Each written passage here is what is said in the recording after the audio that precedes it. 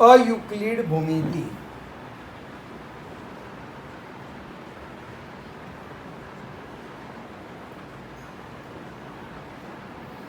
અયુક્લિડ ભૂમિતિ સમજો.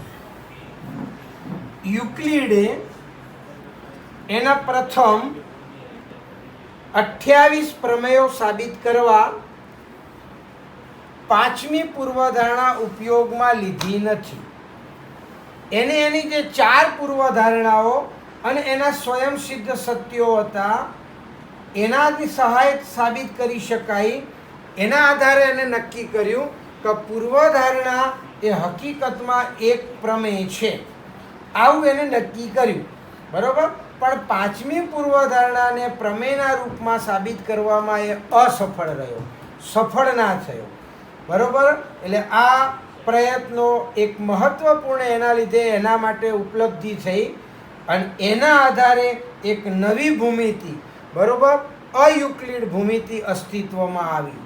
અને આ અયુક્લિડ ભૂમિતિ એમ કહેવા માગે છે કે એ યુક્લિડની ભૂમિતિના જે પરિણામો હતા એ આનાથી વિપરીત છે. અયુક્લિડ ભૂમિતિમાં એ લાગુ પડતા નથી.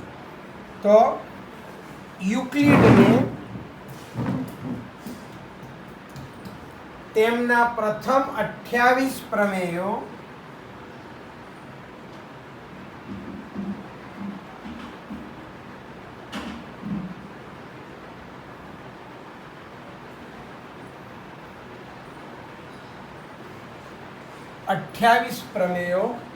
સાબિત કરવામાં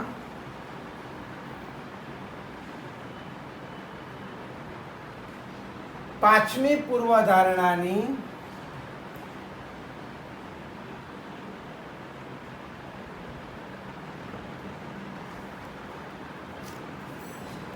કોઈ જરૂર ન પડી. કોઈ જરૂર ન પડી, આ પહેલી વસ્તુ. એને 5મી પૂર્વધારણાની જરૂર ન પડી.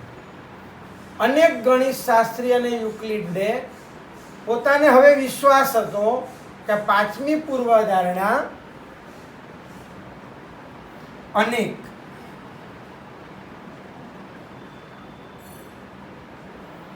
અનેક ગણિત શાસ્ત્રીઓ અને યુક્લિડને વિશ્વાસ હતો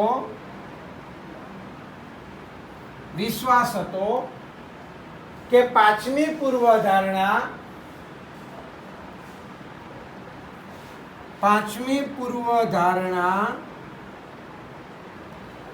હકીકતમાં એક પ્રમેય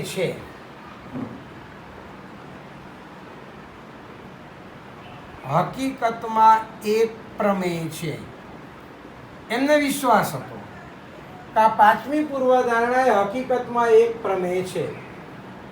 તેને પ્રથમ 4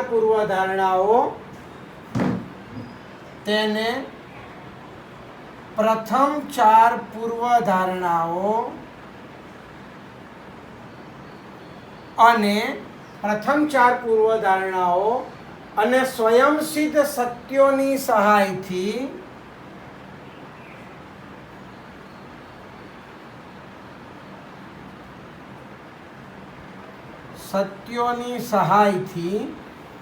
સાબિત કરી શકાય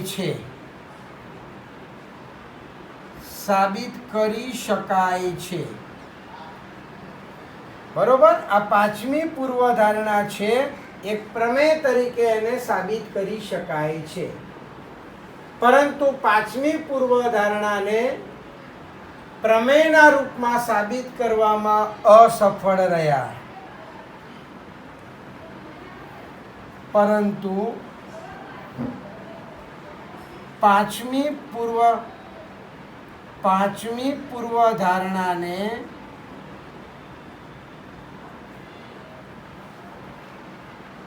પ્રમેયના રૂપમાં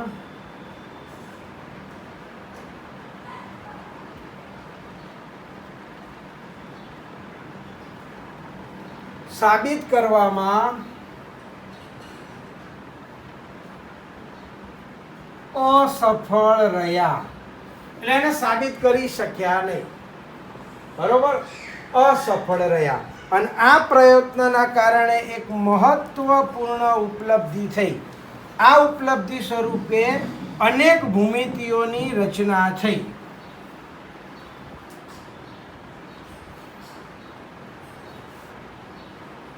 આ પ્રયત્નોને કારણે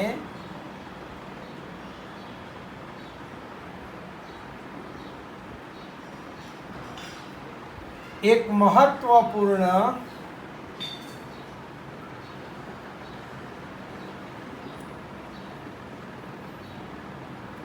ઉપલબ્ધિ થઈ.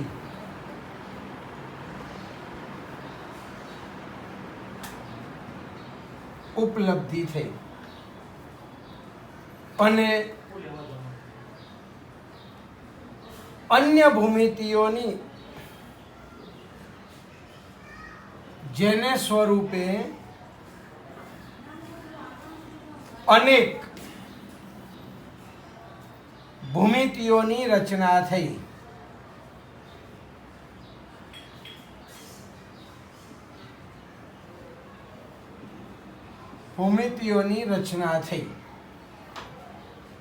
આ ભૂમિતિઓ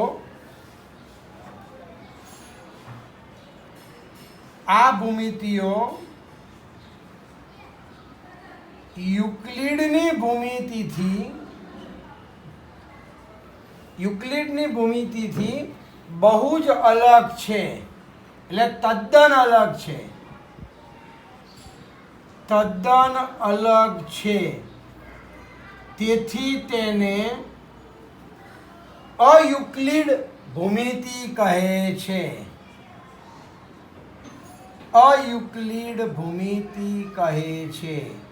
યાદ રાખજો, આ યુક્લિડની ભૂમિતિ કરતા આ આખી અલગ છે.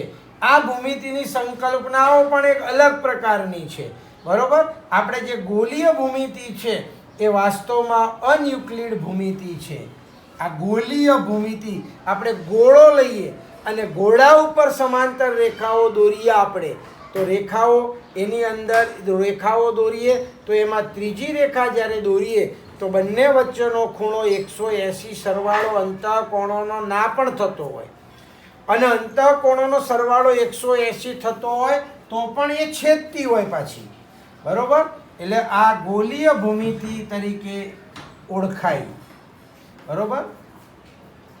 ભૂમિતિ કહે છે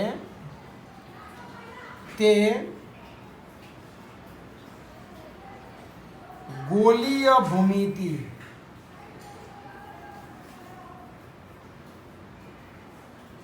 તરીકે ઓળખાય છે.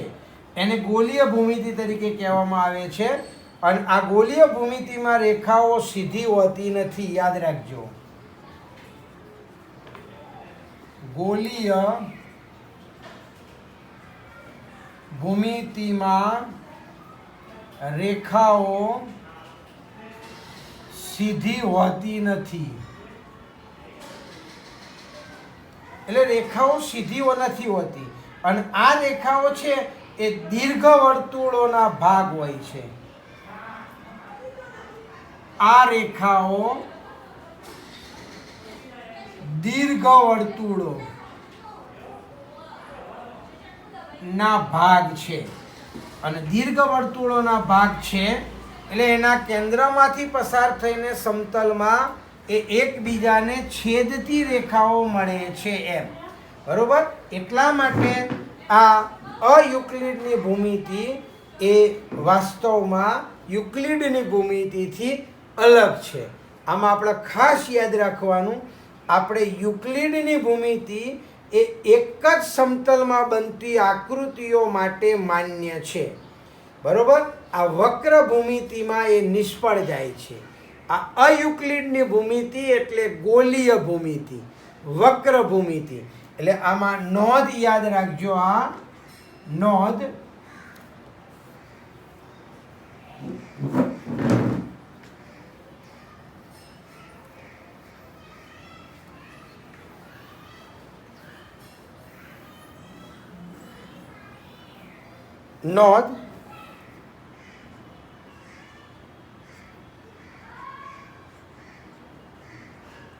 યુક્લિડની ભૂમિતિ, આ યુક્લિડની ભૂમિતિ માત્ર એક જ સમતલમાં,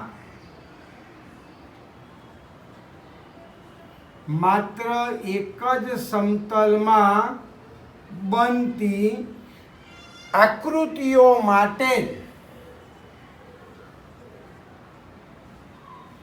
આકૃતિઓ માટે જ સત્ય છે.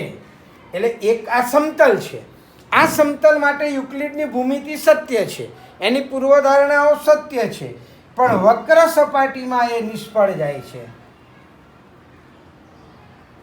પરંતુ વક્ર સપાટીમાં તે નિષ્ફળ જાય છે. આ યાદ રાખવાનું છે આપણે, બરોબર. હવે આપણે ઉદાહરણ 3 આપ્યું છે. ઉદાહરણ 3 અહીંયા કે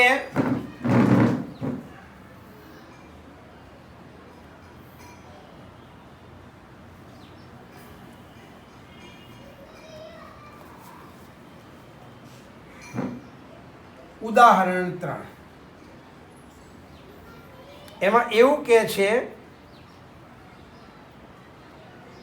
એવી સીધી રેખાઓની જોડનું આપેલ વિધાન પર વિચાર કરો.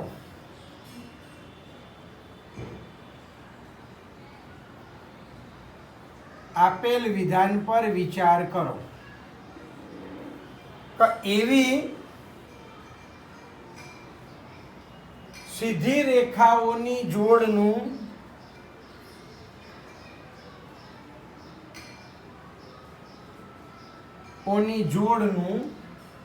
અસ્તિત્વ છે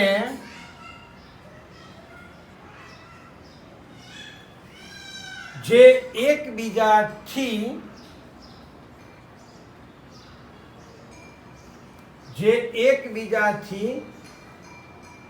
પ્રત્યેક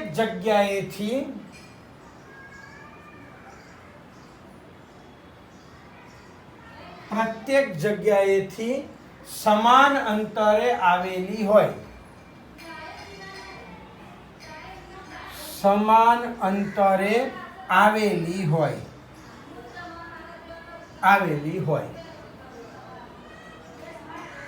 શું આ યુક્લિડની, અહીંયા એમ પૂછે છે, શું આ યુક્લિડની પાંચમી પૂર્વધારણાનું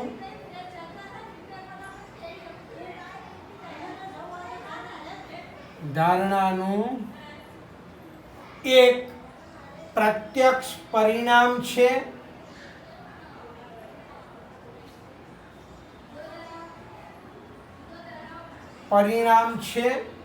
સ્પષ્ટ કરો. તો અહીંયા સમજજો કે આપણે અહીંયા એક રેખા એલ લો અને રેખા પર ન હોય એવું એક બિંદુ પી લો. અહીંયા એક રેખા એલ લો, રેખા પર ન હોય તેવું બિંદુ પી લો. આપણે આ લીધું, આ રેખા એલ લીધી અને રેખા પર ના હોય એવું બિંદુ આ પી લીધું. હવે યુક્લિડની પાંચમી પૂર્વધારણાને સમકક્ષ પ્લેફેરની પૂર્વધારણા શું બોલે છે કે આ પી માંથી અહીંયા યુક્લિડની પાંચમી પૂર્વધારણા ને સમકક્ષ પ્લેફેર ની પૂર્વધારણા, આ પ્લેફેરની પૂર્વધારણા શું બોલે છે? પૂર્વધારણા હતી કે પી માંથી પસાર થતી અને એલ ને સમાંતર હોય એવી અનન્ય રેખા મળે.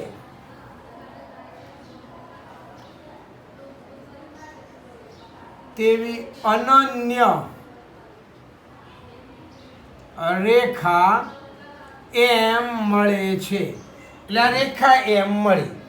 આ પી માંથી પસાર થતી હોય એવી આ અનન્ય એલને સમાંતર હોય એવી અનન્ય રેખા એમ મળી. હવે યાદ રાખજો, આ પીનું આ રેખા એલ પરનું અંતર માપવું હોય મારે, તો આપણે આ લંબ અંતર માપવું પડે. લંબ અંતર એ બંને રેખાઓ વચ્ચેનું અંતર થયું. એટલે અહીંયા રેખા પરનું ગમે તે બિંદુ લઈએ, અહીંયા રેખા એમ પરના દરેક બિંદુથી આપણે રેખા એલનું અંતર માપીએ તો એ સમાન આવે. અહીંયા રેખા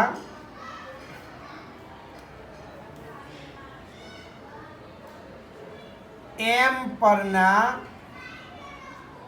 દરેક બિંદુથી રેખા એલનું લંબ અંતર સમાન છે. અને અંતર સમાન છે એનો મતલબ આ બંને ક્યારે છેદતી નથી. અને છેદતી નથી એટલે બંને સમાન અંતરે આવેલી છે. બરોબર, દરેક સ્થાને. આમ એલ અને એમ,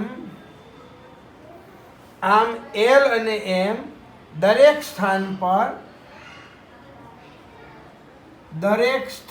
પર એકબીજાથી સમાન અંતરે છે. આ આપણે સાબિત થાય છે. એટલે આ અંતર સરખું થાય, અહીંયા પણ અંતર સરખું થાય, અહીંયા પણ અંતર સરખું થાય, અહીંયા પણ અંતર સરખું થાય. બરોબર, એટલે સમાન અંતરે છે.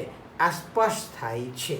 બરોબર, આ આપણું ઉદાહરણ 3 હતું. ચલો હવે આટલું રાખીએ.